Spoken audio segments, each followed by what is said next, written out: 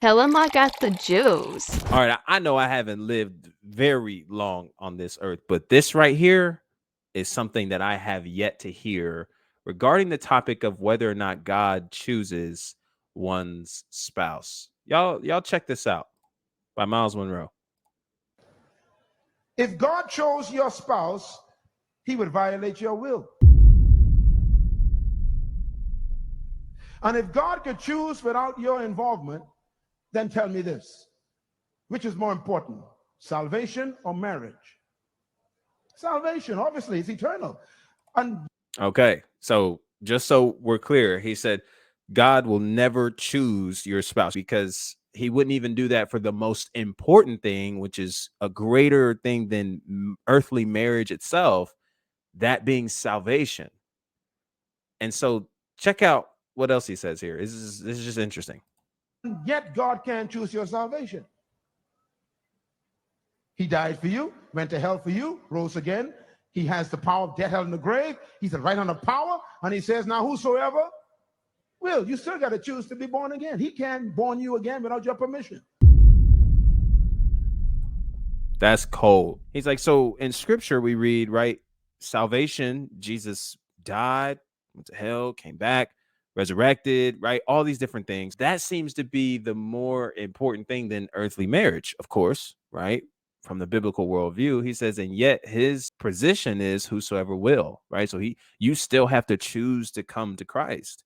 So if salvation is the greater promise, if salvation is the greater thing that compared to marriage, why then would God intervene and choose someone's spouse or choose yours? So listen to the rest of this video and we'll come back and give our interesting thoughts and even kind of go through the comments on some thoughts there. So if God can choose your salvation, which is eternal, how dare you think you'll choose your marriage, which is temporary? Yo. So according to the comment section, there seems to be a little bit of a debate, right? And in some circles, it could be. I'm not necessarily entirely sure how much of a debate this is, but the creator of this reel, by motivation, it looks like, kind of gives us a little bit of an explanation behind it in response to some of the comments. Here, motivation says this is exactly the procedure to marriage. He directs us to the right path, but it doesn't mean he violates our will of choice. And then as we scroll down into further the comments, he explains this, or the creator explains this. There's a comment that says, I completely disagree. I had bad choices all my life until I let him choose for me, and my husband is beyond my expectations today. Excluding God from directing you and giving you a signal on who to marry is the cause. That doesn't mean God made a choice for you, but he gives us direction. So this is very interesting. Completely interesting. So I'm going to give a really small take on this. And it might ruffle some feathers. You might feel differently. Comment below if you do, or if you agree. But here's where I'm kind of at with listening to this. It makes sense. It makes sense, right? It doesn't seem as if God would intervene and force somebody, right, against their will in any kind of way to marry someone else, right? And what the creator is saying in posting this and even explaining in the comment section is that God gives us direction. And so when we come to God about somebody that we might be interested in, or we think about pursuing, or, we're trying to figure out, God, who should I marry, or how do I go about that process? God gives us direction, and it's always up to us in our free will in all circumstances and pathways to make the decision about who we're pursuing. And so this is so interesting, right? Because then you get into the conversation of the one versus the right one, right?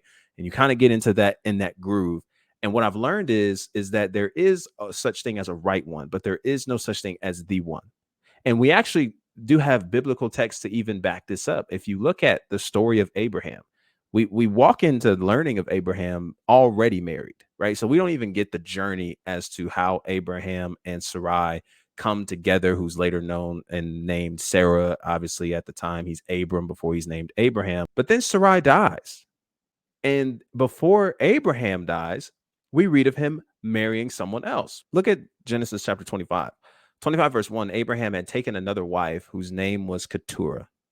She bore him Zimran, Jokshan, Medan, Midian, Ishbak, and Shua. Jokshan was the father of Sheba and Dedan. The descendants of Dedan were the Asherites, the Letushites, and the Leumites. The sons of Midian were Ephah, Aphor, Hanok, Abida, and Eldah. So we read that Abraham marries again, right? So it raises the question. It raises the question. Was Sarah the one and the only one? Or did Abraham, much like maybe towards Sarai, he does here, where he views Keturah as a suitable mate and a suitable helper, and it makes sense, and he goes with it, right? And of course, again, like the arranged marriages and those kinds of things are definitely within the culture. Again, we don't have background for what Sarai was. We could say it was arranged. Maybe it wasn't. I really don't know. I'm not even necessarily going to kind of hammer that away. But we do see that Abraham takes up another wife. And so I think for me, that begs the question, does God really choose your spouse?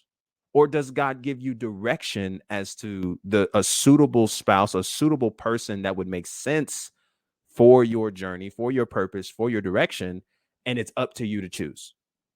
Because at the end of the day, with all relationships that we create, and we can understand this logically and biblically, that I have to give someone the choice to choose me, just like they have to give me the choice to choose them, with vulnerability, with all these different things that we can learn of each other, and ultimately up to the point of making a commitment and a decision. We both are having to give ourselves the opportunity and give each other the opportunity to choose one another. And then furthermore, Jesus sets the prime example, as Myles Munroe was stating, right? Jesus gives us the opportunity to choose him. None of that is forced. And God always knows what's best. He knows that he himself is the best route for you to take. And he still gives you the choice. Because if he were to intervene, it would go against the very free will he's created us to walk in and live in. So I just think that this bears the question. This just bears the question. Did God truly choose someone for you? Or did God give you direction as to who would make sense, or who it is that he has put on your heart to pursue? And it is up to both people to willingly participate in that. Because I want you to consider this. I want you to consider this, because this also comes into contact with the idea of the common saying that maybe happens a lot in Christian circles. God told me I'm your husband. God told me you're my wife, right? And I'm not saying that in instances that can't happen. I just think that could be exception to the rule.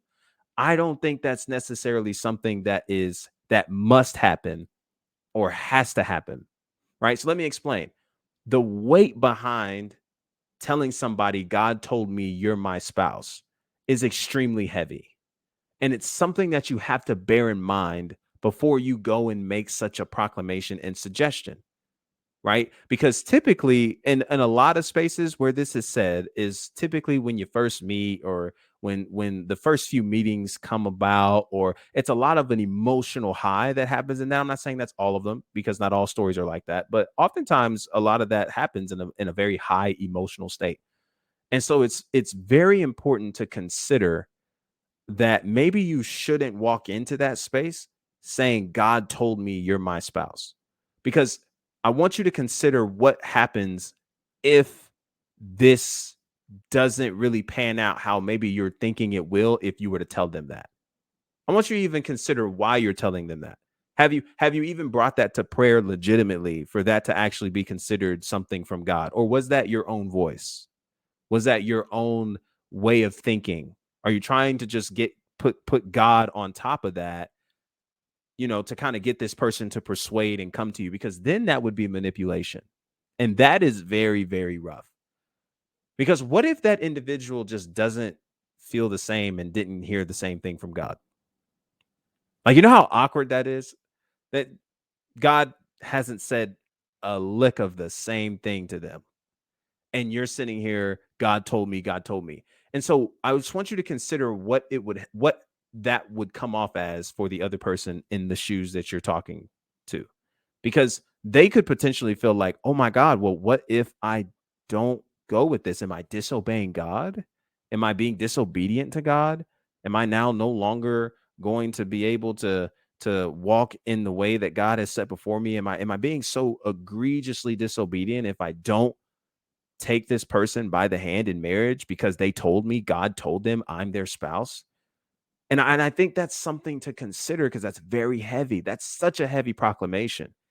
And I think my suggestion would be, instead of saying God told me, maybe if you do really have a genuine heart posture, if you genuinely believe through time and prayer and through commune with God and even being in community with others before taking it to this person, that God has really put it on your heart to pursue this person, I think you are better off saying, I really think that it's possible that it's just on my heart to pursue you. I think it's possible, because what you do is you give room for the opportunity that if you're wrong, then that person isn't looking differently at God.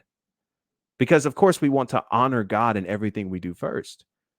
And so instead of coming really strong, hey, God told me, kind of move with more humility, because it gives room for it to possibly be a human error. It could possibly be that you didn't hear God correctly. It could be possible that you really just didn't hear him correctly on that. And if that relationship, if that pursuit falls short, if nothing really comes out of it, then that's okay, right? No one really looks bad. No one's relationship with God feels really harmed or manipulated in any way because it didn't happen. It's just more like, dang, it didn't happen. And I thought wrong. I thought wrong. I heard wrong. I guess I must have missed something. And I think that's okay. And that takes a lot of humility.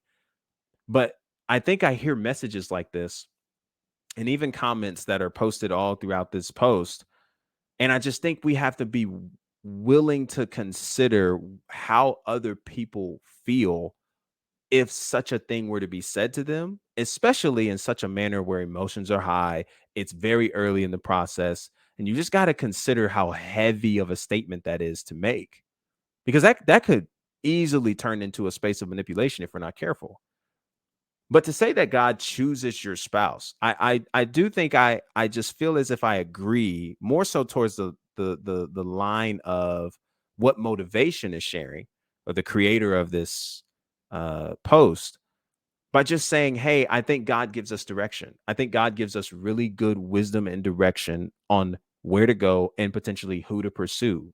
When we've encountered them, we've brought this person to prayer. This seems like a suitable partner. Hey, God, what do you think about this? How do I proceed with this? Right. And we really trust God in that space to guide us in the direction, along with the community and counsel that we're surrounded by, to navigate through that process properly and ultimately get to where God, would see fit. But I do think that God gives us a choice in marriage. And for those who would say, oh, well, God told me to marry her, God told me to do this, and it happened. And it, again, I don't neglect that. I think that's just an exception to the rule.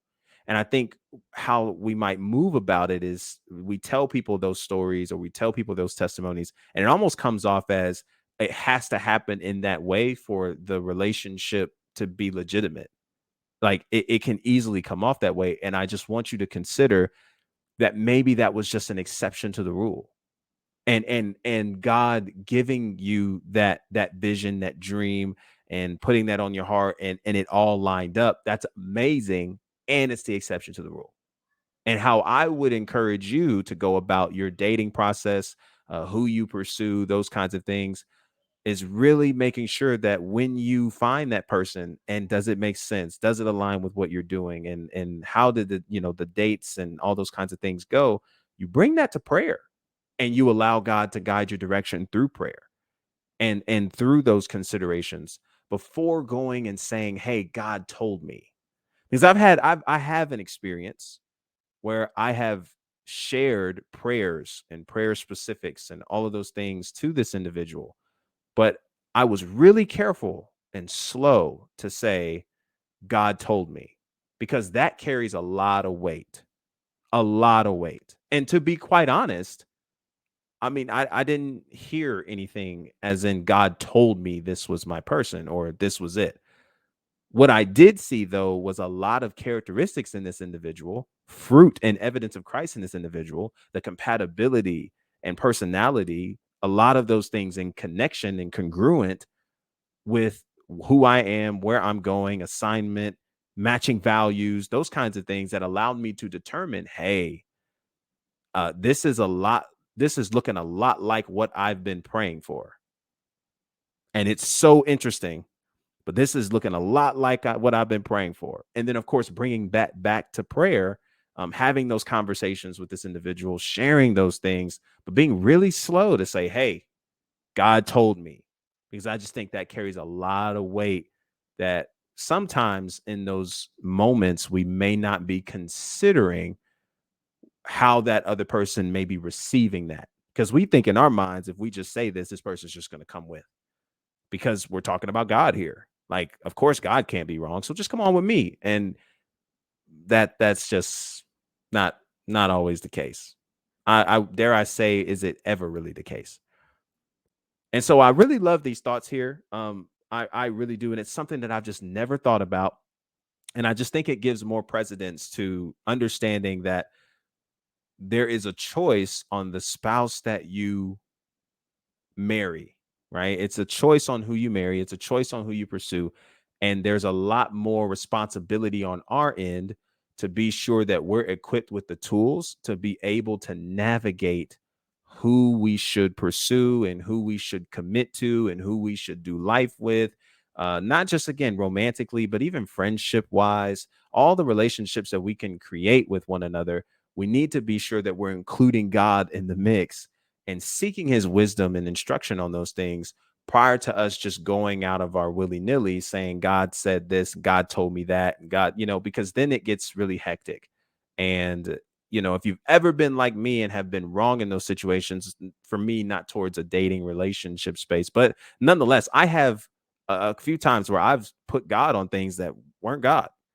And I had to come back and apologize. And that was such a humbling, humiliating experience, but one that taught me that, hey, I think you got to be willing to slow down before you just go out and throw God on things that God ain't really saying. God didn't really instruct or give. And I think the biggest message here with this video is recognizing that when we go and we meet people and we have these connections, we want to bring that to prayer and we want to allow God to guide us in that space, because we do know that he won't lead us astray. And it is upon that direction that he gives that we're still left with the choice. We're still left with the choice to choose this person. Now, of course, to us, it would make sense if God has truly led us to believe that, man, this is the right person for us. Of course, it would make sense for us to remain in that space and pursue. But I just think, and I would say instead of but, and it's just really important. It's really important to navigate those things, think through those things, and move properly in that, assessing that in truth, coming to prayer and coming to God, because it's a lot of pressure that you put on somebody when you just say, hey, God told me. And I think that has a lot to do with what aligns in this idea of God choosing a spouse for you. And so again, what are your thoughts? What are your thoughts? That's about it. I mean, it blew my mind, and I thought I'd make a video and share some things on it, especially how this culture today and a lot of dating scenarios that take place, especially in Christian circles, where this seems to be something that happens pretty prevalent, I would say. But what are your thoughts? Do you think God chooses your spouse? Does God intervene and choose your spouse for you, or do we have free will and we have the choice, and it is up to us with more responsibility to navigate through who we meet? Test the scriptures, test the spirit, all those due diligence that we need to do in meeting people, bringing that into prayer, that entire process to determine a spouse. that we would consider marrying for the long haul. So listen, I appreciate you guys so much for tuning into this video. If you like this video, definitely subscribe, turn on the post notification button so you know the next time we're posting, hit the like button. You know, this definitely helps it get shared and other people get to view it and get some thoughts in here. Listen, if you would like to see more reactions and you have specific videos that you come across, shoot me a DM on my socials that are down in the description below, and we'll definitely make a video and share some thoughts on it. And I'm oh so grateful for you tuning in. And as always, until our next time, our next conversation, our next reaction, be easy and be breezy, my friend. Peace.